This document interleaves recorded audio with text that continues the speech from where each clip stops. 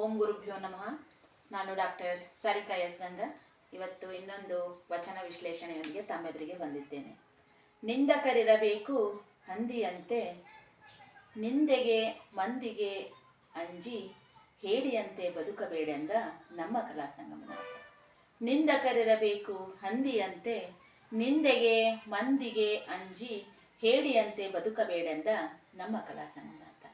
ಬಂಧುಗಳೇ, ಅನೇಕ ಸಂತರು ಕೂಡ ಇದೇ ವಿಷಯವನ್ನು ಹೇಳಿದ್ದಾರೆ. ಯಾವಾಗಲೂ ಕೂಡ ನಮ್ಮ ಅಕ್ಕಪಕ್ಕದಲ್ಲಿ ನಿಂದಕರಿರಬೇಕು. ನಿಂದಕರಿದ್ರೇ ಚಂದ. ಹೇಗೆ ಈ ಹಂದಿ ಊರನ್ನೆಲ್ಲ ಸ್ವಚ್ಛಗೊಳಿಸುತ್ತದೆಯೋ ಹಾಗೆ ನಿಂದಕರು ಕೂಡ ನಮ್ಮಲ್ಲಿರುವಂತಹ ಎಲ್ಲ ದೌರ್ಬಲ್ಯಗಳನ್ನು, ನಮ್ಮಲ್ಲಿರುವಂತಹ ಎಲ್ಲ ಋಣಾತ್ಮಕ ವಿಷಯಗಳನ್ನು ಅವರು ಏನು ಮಾಡ್ತಾರೆ, ಕೆದಕಿ ತೆಗೆದು ನಮ್ಮನ್ನು ಜಾಗರೂಕರನ್ನಾಗಿ ಮಾಡಿ ನಾವು ಇನ್ನೂ ಕೂಡ ಜಾಗರೂಕರಾಗಿ ಮುಂದೆ ಹೆಜ್ಜೆ ಇಡೋಕ್ಕೆ ಅವರು ನಮಗೆ ಸಹಾಯ ಮಾಡ್ತಾರೆ. ಹಾಗಾಗಿ ಯಾರೋ ನಿಂದಿಸಿದ್ರು ಅಂತ ನಾವು ಮನಸ್ಸಿಗೆ ಹಚ್ಕೊಳ್ಳಾರ್ದೇನೆ, ಯಾರೋ ನಿಂದಿಸಿದ್ರು ಅಂತ ನಾವು ಬೇಜಾರು ಮಾಡ್ಕೊಳ್ಳಾರ್ದೇನೆ ನಾವು ಧೈರ್ಯದಿಂದ ಮುನ್ನಡಲಿಕ್ಕೆ ಕಲಿಬೇಕು.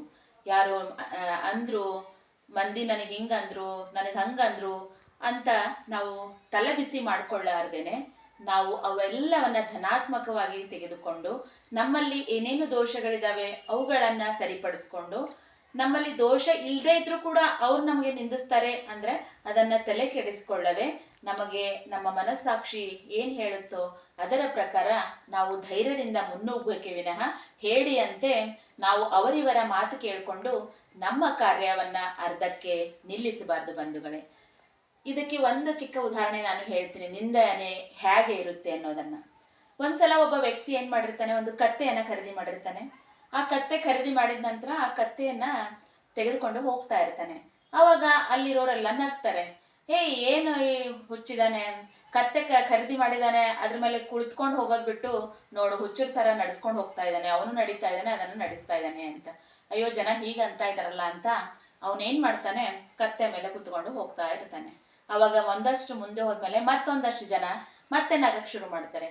ಎಂಥ ಹುಚ್ಚ ಇವನು, ಪಾಪ ಇದಾಗೆ ತಾನೇ ಹೊಸದಾಗಿ ಕತ್ತೆ ತಗೊಂಡಿದ್ದಾನೆ, ಅದು ಎಷ್ಟು ಚಿಕ್ಕದಿದೆ, ಅದಕ್ಕೆ ನೋವಾಗಲ್ವಾ ಪಾಪ, ಆ ಕತ್ತೆ ಮೇಲೆ ಕುತ್ಕೊಂಡು ಹೋಗ್ತಾ ಇದ್ದಾನೆ, ಇವನಿಗೆ ಮುದಿಯಾಗಿದ್ದಾನೆ, ಬುದ್ಧಿ ಇಲ್ವಾ ಈ ಮುದಿಯನಿಗೆ ಅಂತ ಹಂಗಿಸ್ತಾರೆ.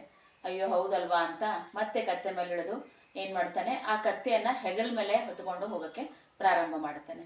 ಮತ್ತೆ ಒಂದಷ್ಟು ಮುಂದೆ ಹೋದ್ಮೇಲೆ ಮತ್ತೆ ನಗಕ್ಕೆ ಪ್ರಾರಂಭ ಮಾಡ್ತಾರೆ. ಹುಚ್ಚ, ಯಾರಾದ್ರೂ ಕತ್ತೆಯನ್ನು ಹೆಗಲ ಮೇಲೆ ಹತ್ಕೊಂಡು ಹೋಗ್ತಾರಾ, ಬುದ್ಧಿ ಇಲ್ವಾ ನಿನಗೆ, ಆ ಕತ್ತೆಯನ್ನು ತಗೊಂಡಿದೀಯಾ ಖರೀದಿ, ಅದರ ಪ್ರಯೋಜನ ಪಡ್ಕೊಳ್ಬೇಕಲ್ವಾ ಅಂತ ಬೈತಾರೆ.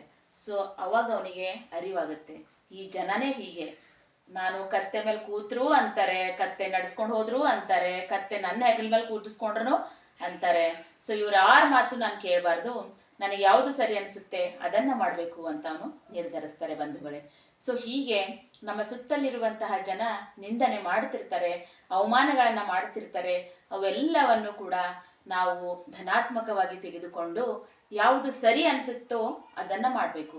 ಸಬ್ಕಾ ಸುನ್ನಾ ದಿಲ್ಕಾ ಕರ್ನಾ, ಅದು ನಿಜಕ್ಕೂ ಕೂಡ ಅತ್ಯುತ್ತಮವಾದಂತಹ ಒಂದು ನಿರ್ಧಾರ ಅಂತ ಹೇಳ್ತಾ ಧನ್ಯವಾದಗಳು.